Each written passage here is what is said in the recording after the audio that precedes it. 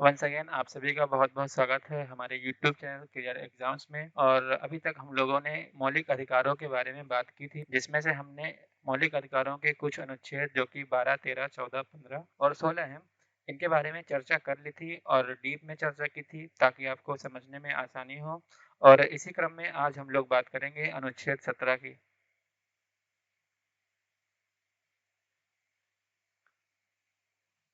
तो आज हम लोग अनुच्छेद 17 देखेंगे और इसके बारे में जानने और समझने की कोशिश करेंगे। तो जो अनुच्छेद 17 है वो ये कहता है कि किसी भी व्यक्ति के साथ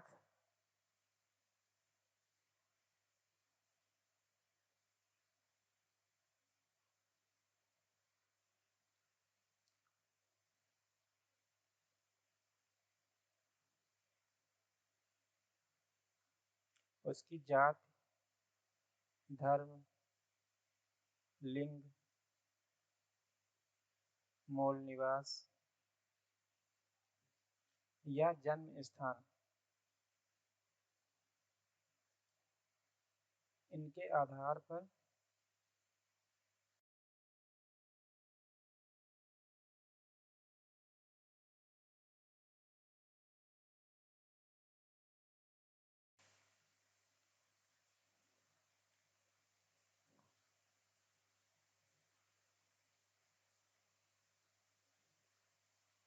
मौलिक अधिकार का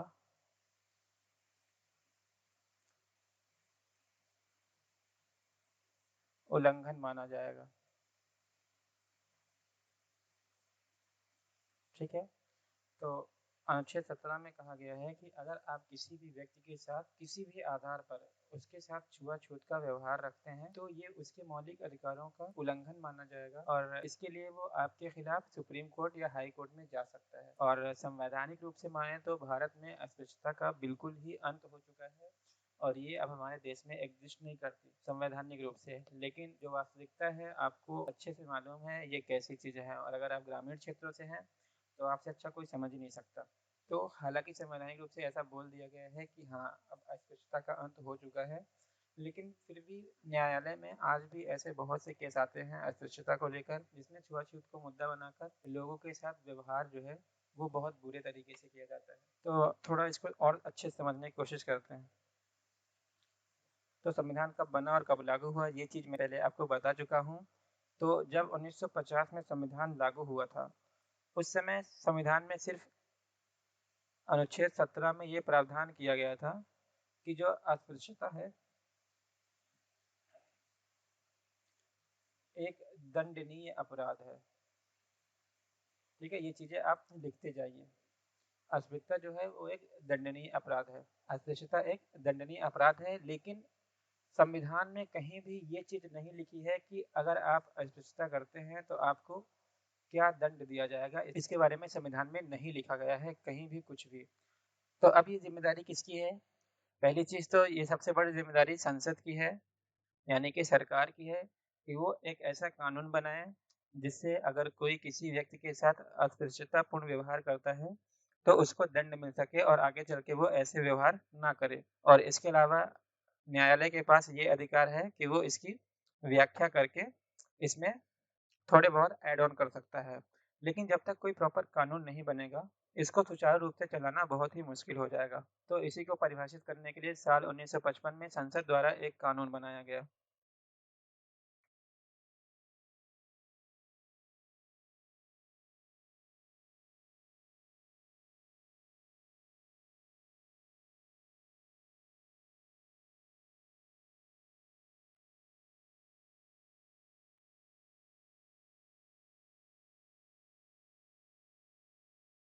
निर्माण किया गया।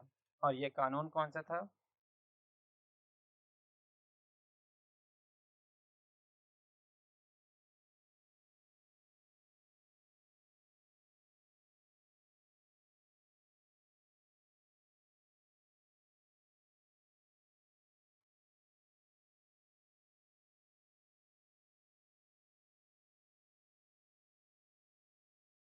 ठीक है, तो 1955 में एक कानून बनाया गया अस्पृश्यता निवारण के लिए, जिसको कहा जाता है अस्पृश्यता निवारण अधिनियम 1955।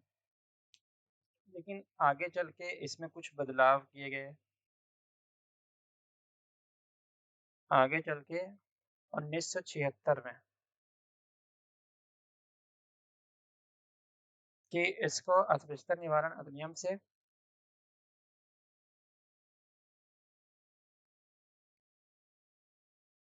नागरिक अधिकार अधिनियम कर दिया गया, यानी कि इसका नाम बदल दिया गया।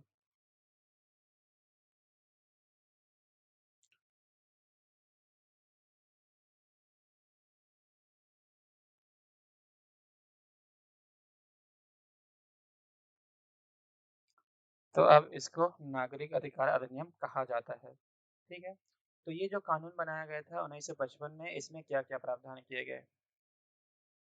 इसमें ये बताया गया कि कौन कौन से ऐसे व्यवहार हैं या कार्य हैं जो अस्पृश्यता की श्रेणी में आएंगे। तो इसमें जो सबसे पहला कार्य है वो ये है कि आप किसी भी व्यक्ति को उसकी जाति के आधार पर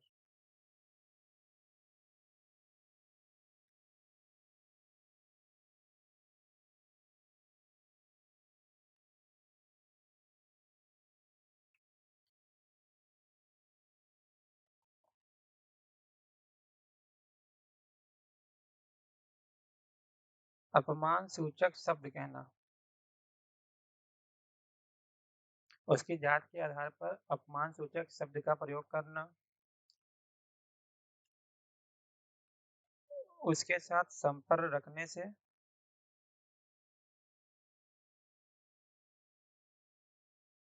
मना करना,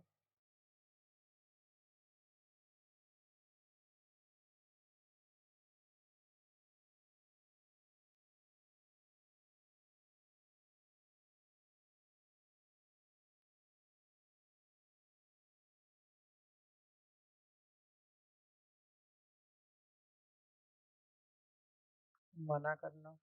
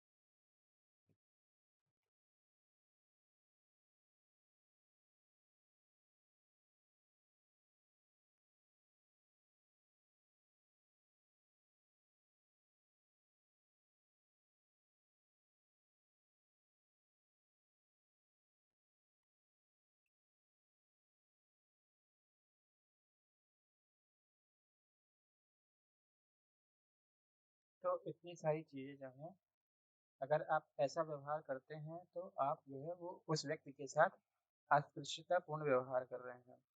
तो इसको थोड़ा समझ लेते हैं। सबसे पहली चीज़ ये कहा गया कि उसकी जात के आधार पर अपमान सूचक शब्द का प्रयोग करना, यानी कि एक व्यक्ति है जो फला जाति का है और आप उसके फला जाति का नाम लेकर उसको अपमान सूचक शब्द कहते हैं, तो ये जो है वो अस्पृश्यता होगी। इसके अलावा जो दूसरा है, अगर आप उसके साथ संपर्क रखने से मना कर देते हैं, यानी कि अगर कोई आपके पास सामने से बात करने के लिए आता है लेकिन आप उस व्यक्ति विशेष को पहचान जाते हैं और आप उसकी जाति के आधार पर उससे बात करने से मना करते हैं और उसको अपने से दूर रहने के लिए बोलते हैं, तो ये भी एक प्रकार से अस्पृश्यता होगी। इसके अलावा सार्वजनिक वाहन में बैठने से मना करना। फॉर एग्जांपल आप ट्रेन से कहीं जा रहे हैं या बस से कहीं जा रहे हैं, लेकिन उसमें एक विशेष जाति का व्यक्ति बैठा है, तो आपने ये बोल दिया कि नहीं, अगर ये आदमी इस बस में बैठेगा तो मैं नहीं बैठूंगा।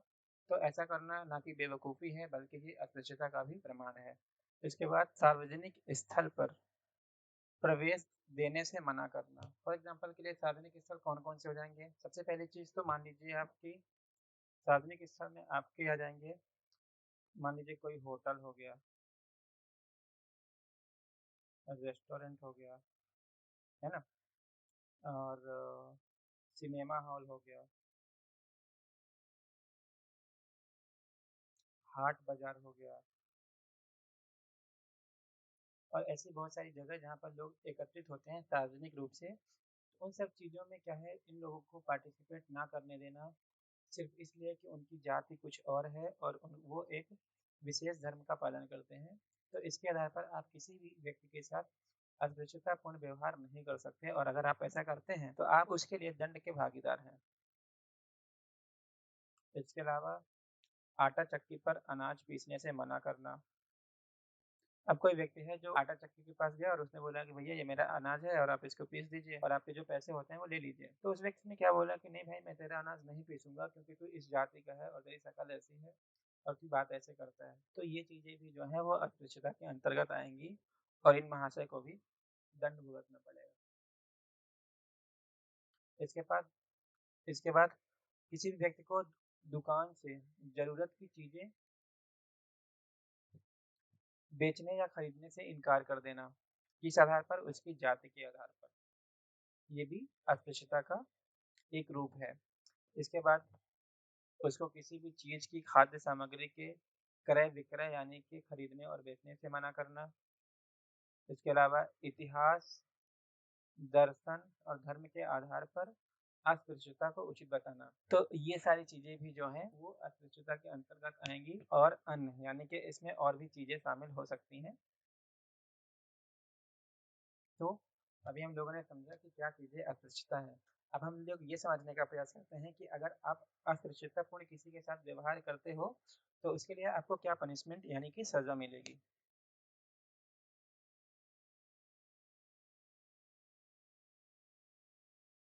ठीक है, तो यहाँ पर टॉपिक डाल लीजिए,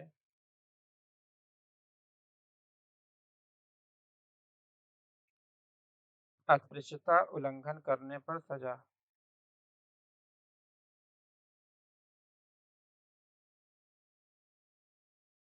उल्लंघन करने पर सजा। तो अब इसमें पहली चीज़ क्या है कि अगर आप पहली बार ऐसा काम करते हैं, यानी कि पहली बार आपने अस्पृश्यता की, तो उसके लिए आपके साथ कैसा व्यवहार किया जाएगा? तो इसमें है 1 से 6 माह की सज़ा है, यानी कि कारावास है,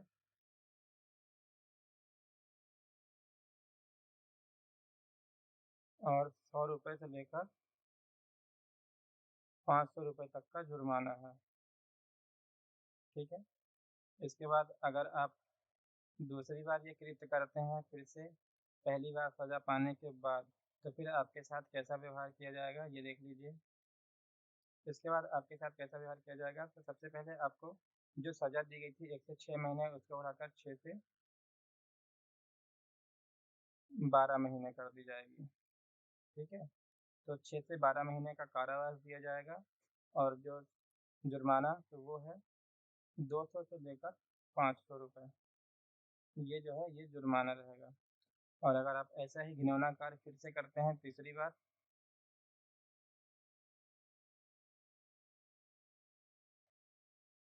तो आपकी सज़ा जो है वो 1 से 2 वर्ष की हो जाएगी। आपके पास जो जुर्माना था वो 2 से 500 रुपये था, और अब ये बढ़कर आपके पास 500 से 1000 रुपये। तो अब इससे हमें क्या सीखने को मिलता है? सबसे बड़ी चीज़ तो ये कि अगर आप पहली बार भी ऐसा करते हैं तो इसका मतलब ये है कि आप सबसे बड़े मूर्ख हैं इस दुनिया के। ठीक है, क्योंकि जाति को आधार बनाना आज के टाइम पे मेरी नज़र में सबसे बड़ी बेवकूफ़ी होगी। तो ये पहली चीज़ हो गई। तो इसके अलावा दूसरी चीज़ ये हो गई कि आप पहली बार गलती करने के बाद भी नहीं सुधरते, और ये जो है आपका सज़ा और जुर्माना भी देना पड़ेगा। इसके बाद जो तीसरी चीज़ है वो ये है कि अगर आप तीसरी बार भी करते हैं तो ऐसा व्यवहार आप किसी के साथ ना करें और अपने अंदर एक शिष्टाचार रखें, क्योंकि जो भारतीय संविधान है वो ना केवल हमें कानूनी चीज़ों के बारे में बताता है बल्कि ये हमें हमारे नेचर के बारे में बताता है और हमें कैसे लाइफ स्टाइल रखनी चाहिए ये सारी चीज़ें ही बताता है। तो ये एक ऐसा अनुच्छेद है इसमें आप किसी के साथ कैसा व्यवहार करते हैं ये बहुत मायने रखता है। तो आप सबके साथ अच्छा व्यवहार रखिए, किसी के साथ उसकी जात के आधार पर या उसके रंग के आधार पर कोई भी भेदभाव मत। कुछ ऐसी चीज़ें भी हैं जिसके आधार पर आप उसके साथ अस्पृश्यता कर सकते हैं, वो चीज़ें मैं आपको आगे ज़रूर बताऊंगा, लेकिन इन सब चीज़ों के आधार पर बिल्कुल भी नहीं करना चाहिए। तो आगे बढ़ते हैं।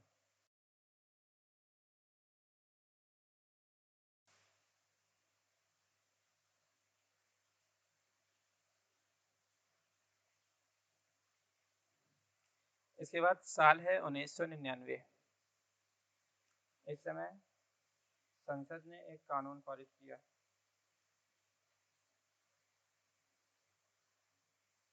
और इसमें ये कहा गया कि एससी और एसटी यानी कि अनुसूचित जात और अनुसूचित जनजाति जो है उसके लिए एक नया प्रावधान किया और वो ये था कि एससी एवं एसटी निवारण अधिनियम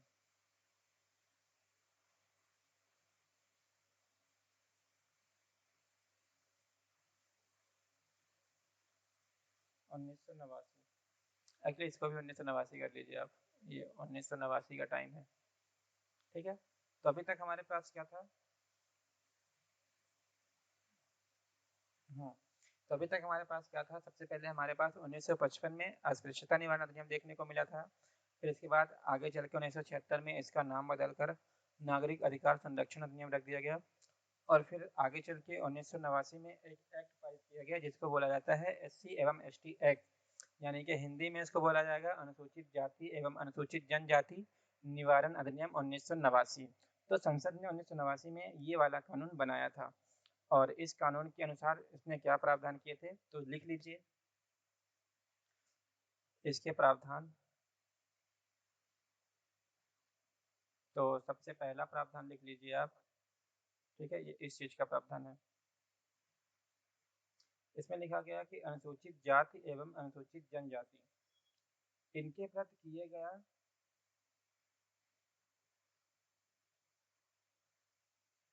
22 कार्य यानी कि व्यवहार या फिर लिख लीजिए कृत्य। तो एससी और एसटी के प्रति ऐसे 22 कार्यों का उल्लेख किया गया कि अगर आप ऐसा कार्य करते हैं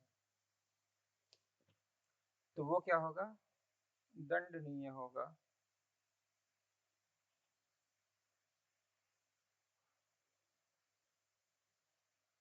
और इस कार्य के लिए आपको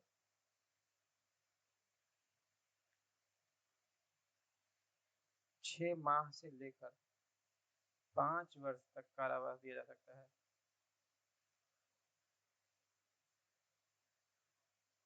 ठीक है, तो अभी तक हम लोगों ने क्या देखा था कि 1 बार 2 बार 3 बार गलती करोगे तो आपको 1000 रुपये में छुटकारा मिल जाएगा और ज़्यादा से ज़्यादा 6 महीने की सज़ा मिलेगी। लेकिन आगे चल के 1989 में क्या किया गया, इसको बढ़ा दिया गया और सज़ा जो थी 6 माह से 5 वर्ष तक की गई, यानी कि 5 सालों तक की जेल आपको हो सकती है अगर आप ऐसा घिनौना कृत्य करोगे तो।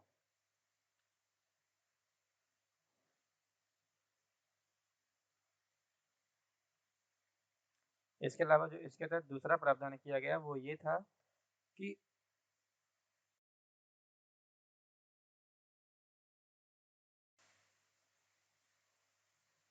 अभियुक्त की तत्काल गिरफ्तारी हो जाएगी। यानी कि अभियुक्त कौन है, अभियुक्त यहाँ पर आप और हम हैं, यानी कि अगर आप और मैं कोई भी ऐसा कार्य करते हैं तो अभियुक्त की तुरंत गिरफ्तारी हो जाएगी और उसको जेल की 4 दीवारों के अंदर कैद कर लिया जाएगा। इसके बाद जो तीसरा प्रावधान है वो ये है कि जैसे अगर आपने कोई क्राइम किया तो इसमें क्या होता है कि आपको एक अग्रिम जमानत हो जाती है, यानी कि एंटीसिपेटरी बेल मिल जाती है और आपको जेल नहीं जाना पड़ता अगर आप बेल करवा देते हैं तो। लेकिन यहाँ पर क्या है भैया, आपको बेल नहीं मिलेगी, जमानत नहीं मिलेगी, अग्रिम जमानत नहीं मिलेगी किसी भी कंडीशन में। ऐसा प्रावधान किया गया 1989 में। ठीक है, इसके बाद समय है 2015 का। आज से 7 साल पहले का। ठीक है, तो 2015 में फिर से इस कानून में संशोधन किया गया और SC/ST के प्रति किए गए 22 कार्यों को बढ़ा दिया गया। तो अब इसमें 22 की जगह 47 कर दिए गए, यानी कि 22 पहले थे और अब इसको बढ़ाकर 47 कर दिया गया। और इसमें कुछ नई चीज़ें भी जोड़ी गई, जैसे कि सबसे पहली चीज़ तो ये कि जो पहले तत्काल गिरफ्तारी थे उसको ख़त्म कर दिया गया।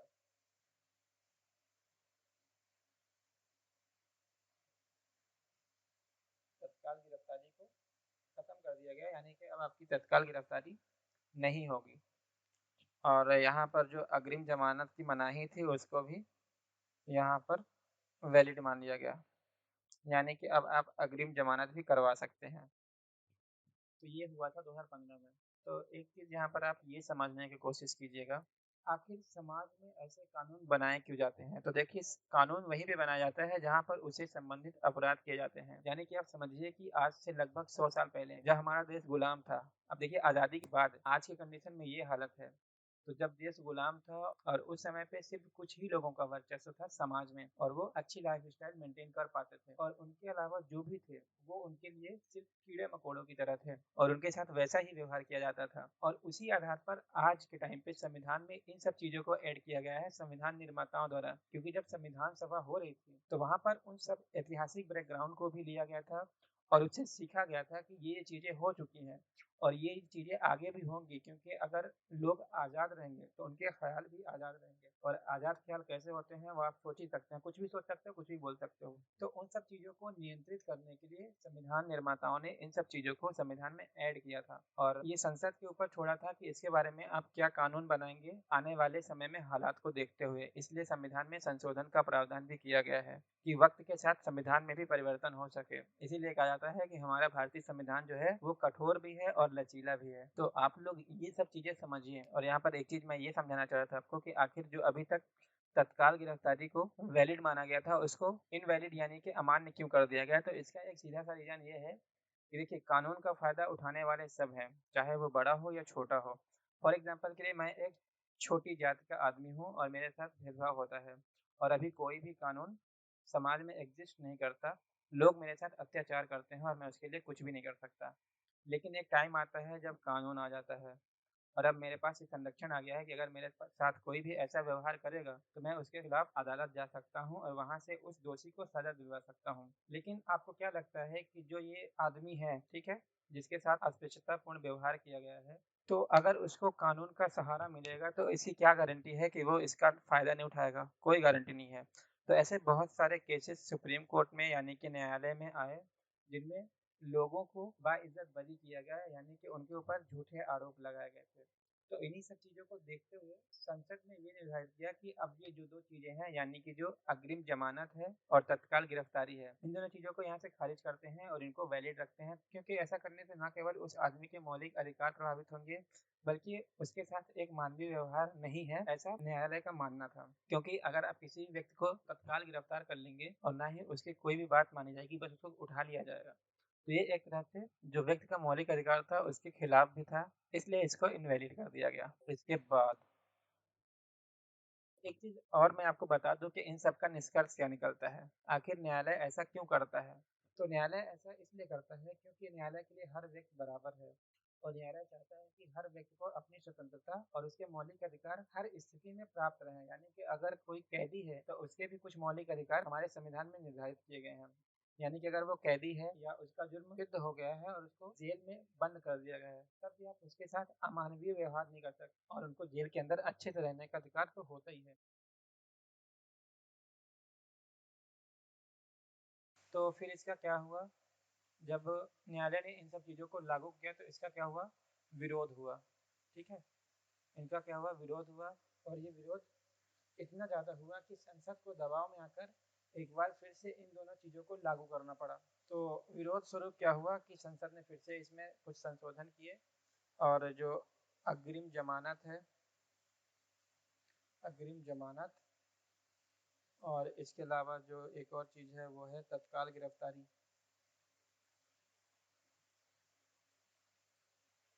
एक बार फिर से इन दोनों चीज़ों को वैलिड कर दिया, यानी कि आज वर्तमान स्थिति वही है जो पहले थी कि ना तो आपको अग्रिम जमानत मिलेगी और आपकी तत्काल गिरफ्तारी भी कर ली जाएगी। तो ये था अनुच्छेद 17 और इससे जुड़े कुछ मुद्दे, और उम्मीद करता हूँ कि आपको ये सारी चीज़ें समझ में आ रही होंगी, और समझने से ज़्यादा आप इन चीज़ों को अपनी लाइफ में भी उतारो, क्योंकि जब तक आपका व्यक्तित्व परिवर्तन नहीं होगा तब तक आपकी लाइफ में कुछ भी चेंजेस नहीं आएंगे। तो इन चीज़ों को पढ़िए, समझिए और अपने जीवन में उतारने की कोशिश करिए। तो इस क्लास में इतना ही, मिलते हैं अपनी अगली क्लास में, तब तक के लिए गुड बाय।